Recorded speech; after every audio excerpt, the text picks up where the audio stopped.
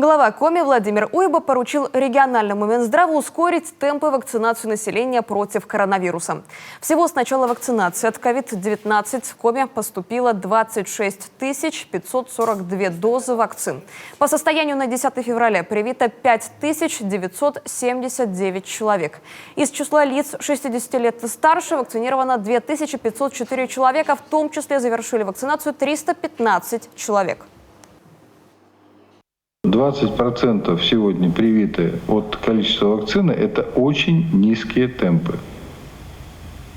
Поэтому считаю работу эту неудовлетворительной. Она, условно говоря, сегодня идет по инерции. Вот сколько пришло, вот столько и укололи. У нас есть возможность организованные коллективы прививать, обучив персонал в этих организованных коллективах, там, где есть ФАПы, там, где есть врачебные амбулатории в организованных коллективах, и там, где обеспечиваются условия кладовой цепи. Значит, нужно в этой части отрабатывать более активно.